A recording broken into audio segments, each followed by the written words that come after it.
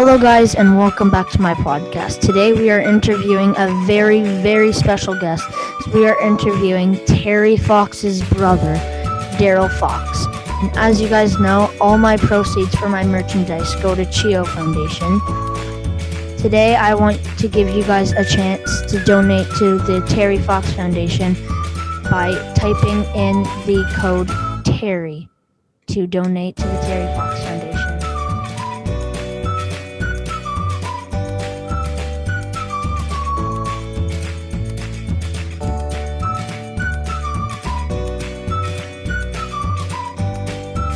There he is. Hello. There he is.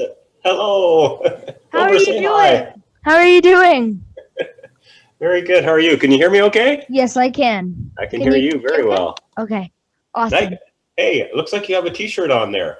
Yes, I do. Do you recognize this? I kind of recognize that one. I have one too. It's a bike jersey. So can you tell me about this shirt? Yeah, well, that shirt is from Terry's original run in 1980, and it became a favorite. It wasn't there at the beginning of the run, but someone in Peterborough or outside of Peterborough gave it to him when he was running through Peterborough, and he loved it so much he pretty well wore it from that day forward. So it's almost the T-shirt that is known for Terry, because he wore it so much, and as well that as he ran through Toronto, that's when things really took off, and there was a lot more profile at that time. That's awesome. And so my mom, she just got this thing for Christmas where she could design stickers and all that stuff, and she can make basically anything, and she made this T-shirt. Like, she hot pressed it onto, yeah. So it's pretty cool. It is pretty cool. Yeah. I just want to thank you so much for joining my podcast. So Terry was not alone on the Marathon of Hope, and you were on his side the whole time. And I just want to. That's what makes this interview so special to me. And my teacher, Miss LeBlanc, and my classmates spent a morning putting together some questions, and we're all very excited to hear from you. And like I said, I just want to thank you so much for joining. And so, ready for the questions? I think so. I'm a little concerned and worried. I hope there aren't any age-specific questions, because I will refrain from answering that one if you ask how old I am. You'll just have to do the math to figure it out. Okay. So, what was it like growing up in the Fox home, and when did you realize that there was something very special about your brother? Like, you are all very remarkable, but did you know that your brother had a special gift? Good question, Zander. I think just to speak to what it was like growing up in the Fox family home, I think we were just like any other Canadian family. We are from Port Coquitlam, BC, a community of 30,000 just outside of Vancouver, and middle-class family. We were taught to work hard. Nothing was given to us, and speaking to Terry, I don't think we really recognized anything unique about him early on.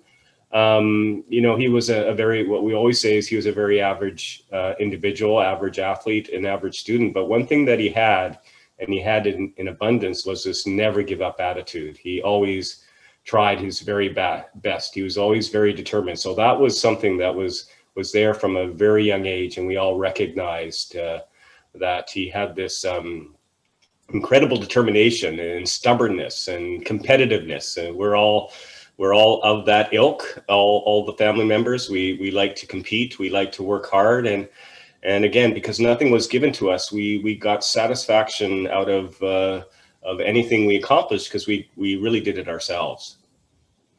That's awesome. And so Roshan wants to know, what was your favorite thing to do with your brother when you guys were kids?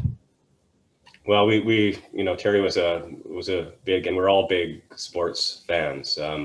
We didn't have the family income to play hockey. Soccer was the game of choice for us growing up, and also basketball. But we also played a ton of road hockey as well.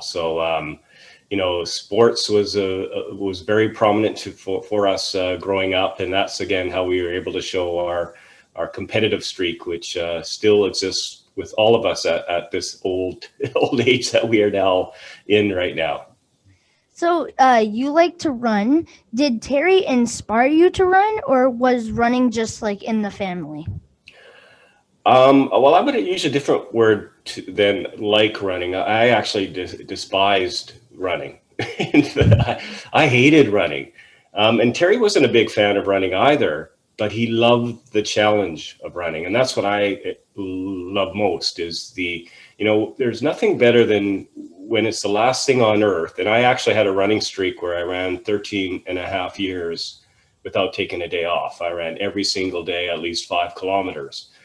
And obviously Terry was an example and an inspiration for me, but and there were days when it was the last thing on earth I wanted to do was get out there again, put the running gear on and go for a run.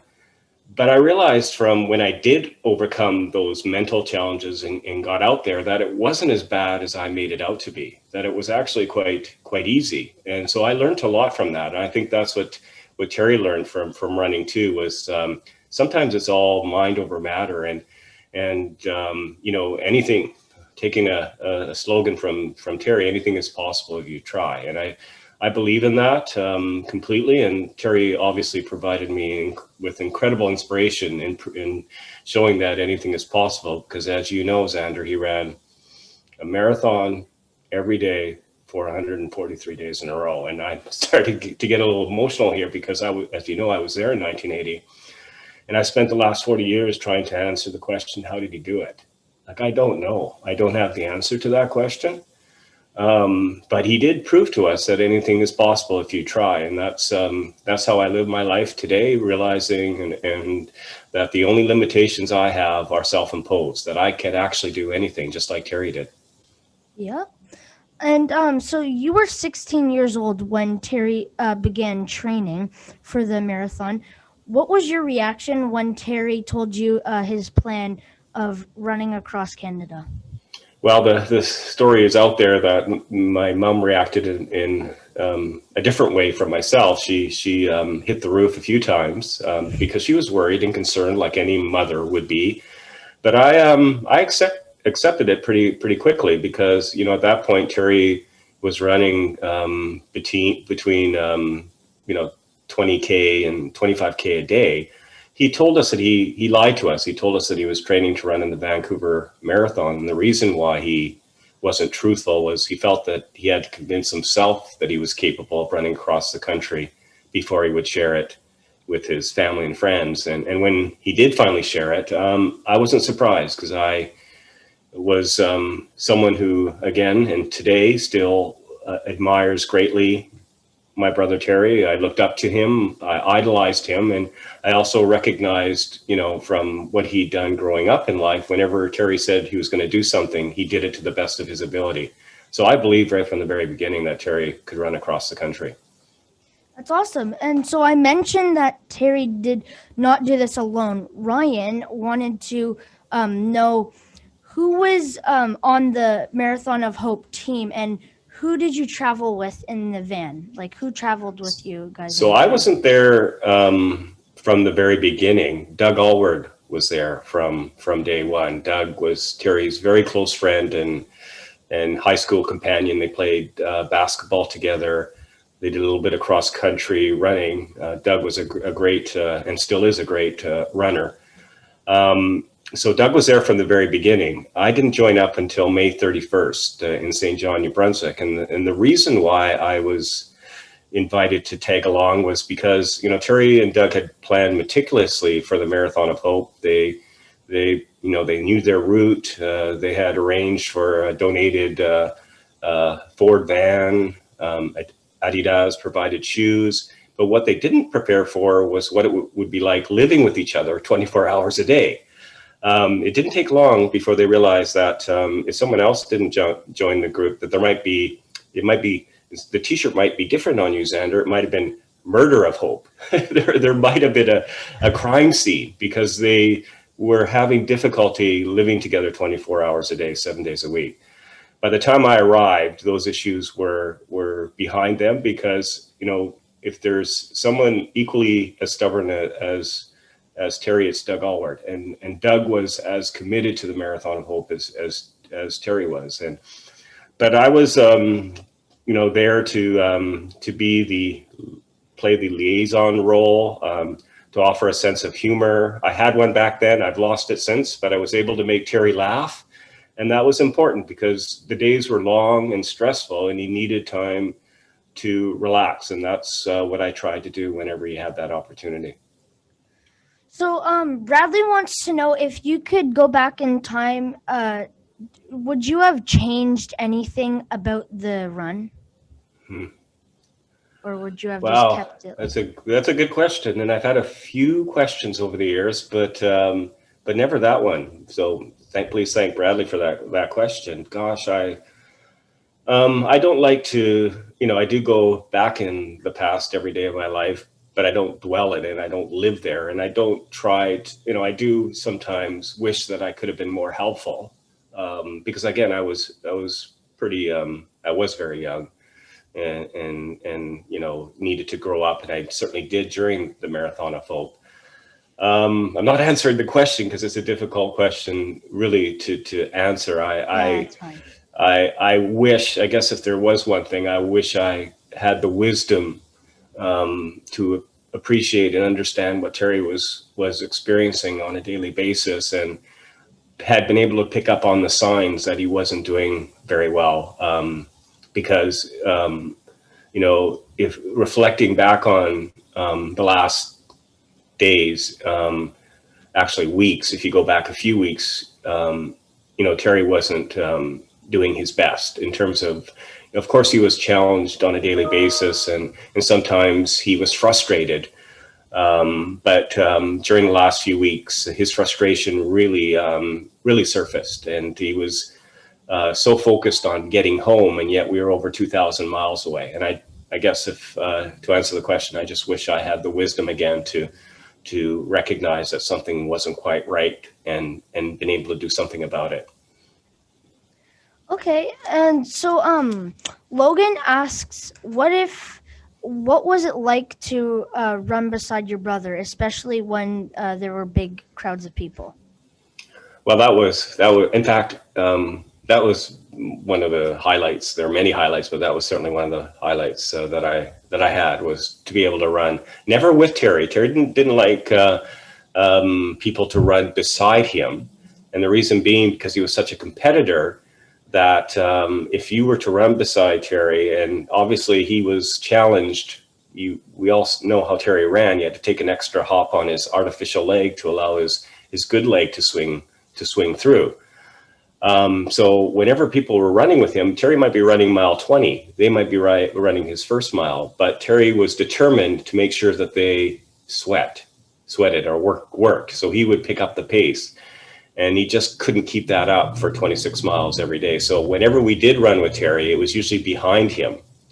And what I enjoyed most was the opportunity to collect donations from those who wanted to give to cancer research. And in fact, I've always said, I think I ran further than Terry in 1980 because I zigzagged, whereas he ran on a straight line on the road. But that was always so much fun, not only to watch Terry run, but I had this incredible opportunity to witness a nation watch him run as well.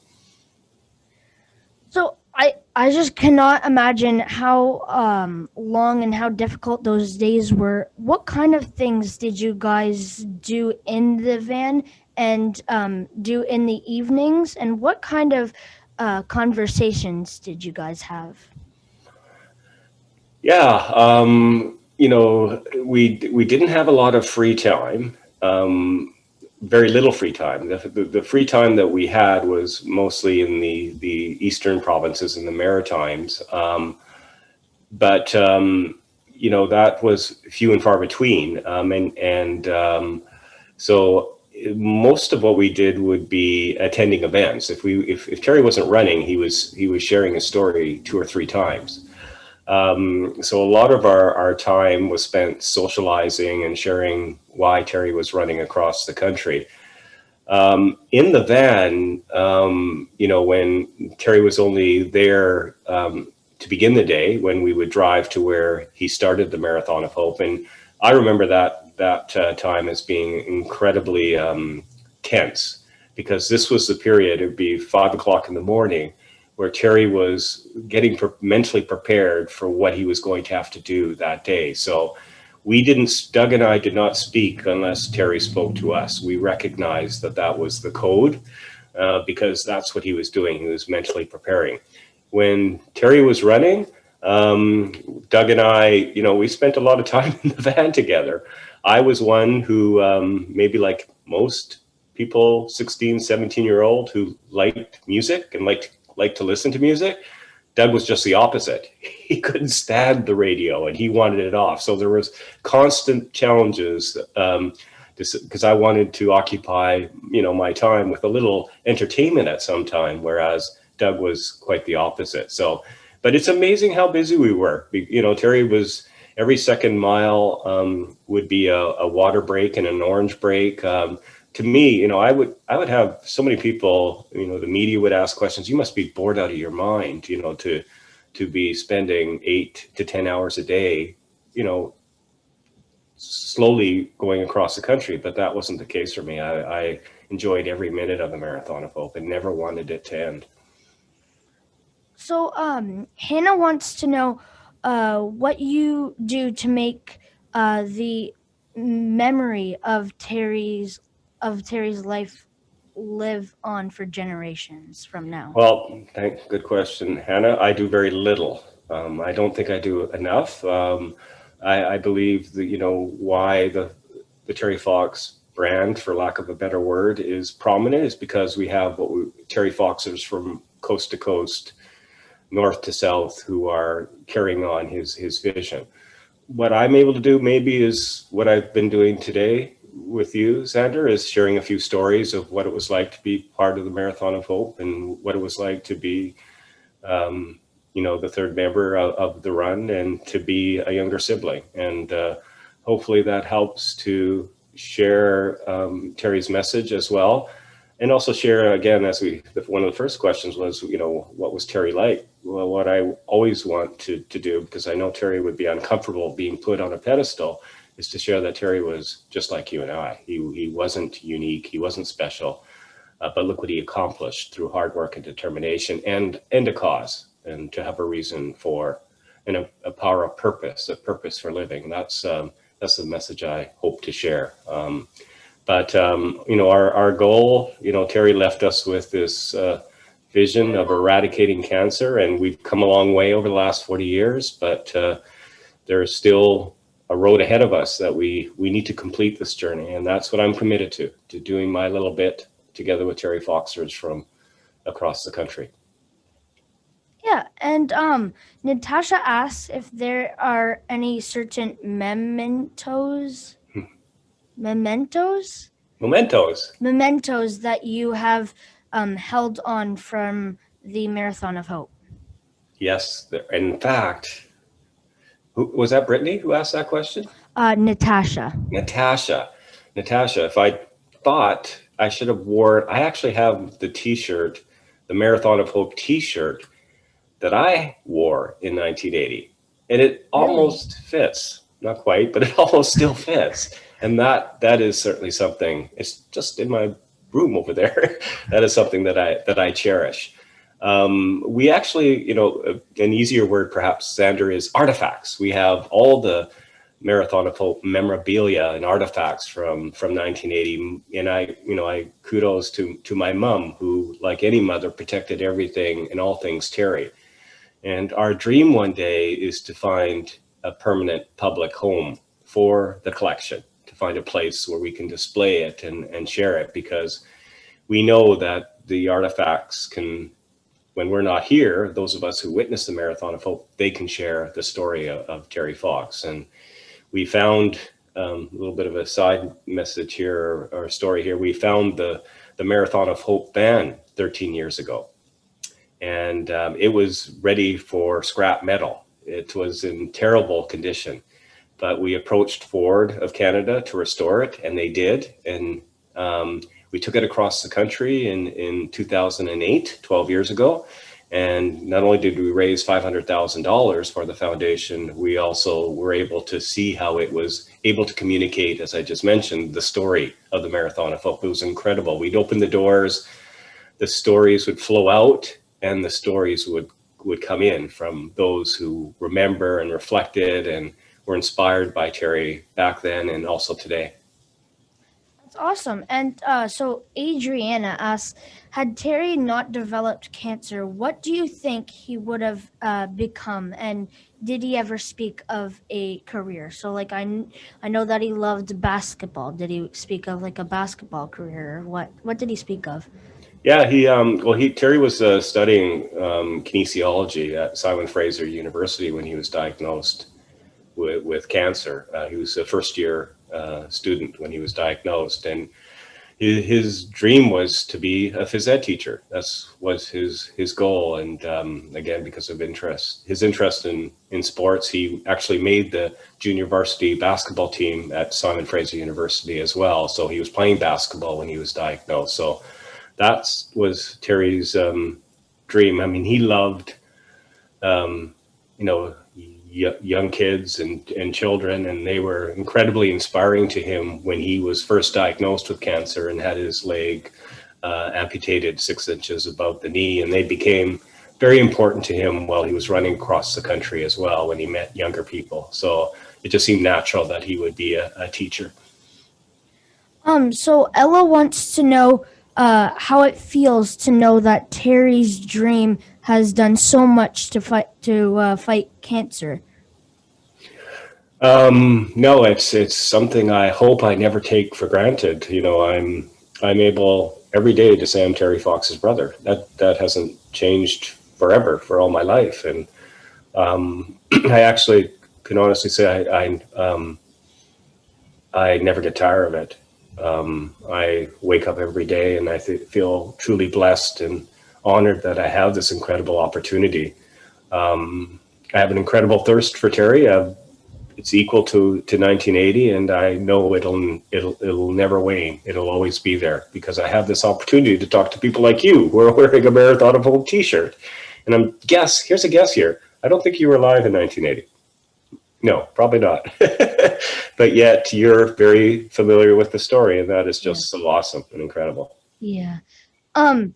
So Luciano and Charlie asked what does it feel like to have a brother who is such a hero to people all over the globe?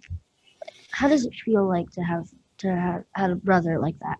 Yeah, it's as I just shared. It's incredible. It's you know, I'm able to separate you know, Terry. I don't see Terry as a hero, only because I think he'd be uncomfortable with that again, as I talked earlier about him being feeling he was equal to everyone. So I don't put him on that pedestal because he wouldn't want to be there. But to see how people are continue to be inspired and you know, every week I hear from someone who has, for the very first time, become aware of Terry's story, and that's pretty cool. You know, Yeah. I've had it for 40 years, but someone is just finding out today in another country, for example, of Terry's story, and it's just so awesome to see how they respond to it. It's something that I always enjoy and will never get tired of. Yeah, it's awesome. And Olivia asks if you could have a moment with your brother, what would you tell him? Oh, Olivia, oh, those that would be, I wouldn't know where to start other than probably a big thank you again. Thank you for, you know, making my life full, which it has been because of him. You know, it's not a, you know, I have lost my brother to this disease, and you know, it's hard, and it's still hard 40 years later. You never get over it. It's emotional, but it's not sad. It's not a sad story. It's an emotional story. It's a story of what can be accomplished, and you know, I thank you would be where I would start if I had an opportunity to speak to Terry today, because he's given me so much. That's awesome. And I'm sure that there were many special moments from the run. Is there one moment that means the most to you? It really is hard to pick one, because there were so many. I always try to focus on what I witnessed. As I think I spoke to earlier, that I was able to, not only was I able to watch Terry run, I was able to watch a nation embrace him and his message. And it didn't matter whether it was Oakville or St. John, New Brunswick, or Montreal or Pembroke. Every community, every individual responded regardless of their background, responded in the same way. They were completely um, fixated on what he was accomplishing, and I just enjoyed taking that in, every day of the Marathon of Hope. So, in one sentence, can you define what your brother has meant to you? Um, I would say that I would use this quote: "Anything is possible if you try." That would be the one sentence I would use. I believe in it, and I try to live my life that way. That limitations are self-imposed, and we can do anything. That's awesome. And can you tell me about the Terry Fox Foundation and what does the money support? Yes. So the Terry Fox Foundation was actually only was created in 1988. Prior to that, there was a national run committee. Terry knew before he passed away that there would be an annual run in his name, and he set out a lot of the policies and guidelines that we adhere to today. His focus was one thing only. He wanted to raise money for cancer research. He recognized when he was first diagnosed with cancer that we as a country lagged behind other developed countries in supporting cancer research, and he wanted to change that. So that remains our focus. There are other opportunities under the cancer name that we could focus on, but we remain committed to that goal only. Over the last 40 years, we've raised over $800 million for cancer research. So huge amount of money, and especially when you think of the effort that Canadians put into raising that 800 million. But again, we have seen progress. Terry knew that it would take a lot of effort, a lot of time, and he may never benefit from the dollars he was helping to raise in 1980. But he had to try, and that's what's happening today. Those loonies and toonies are adding up, and they are saving lives. Survival rates have increased dramatically over the last 40 years. Terry's form of cancer, bone cancer, if he were diagnosed today, he'd have close to an 80% chance of living.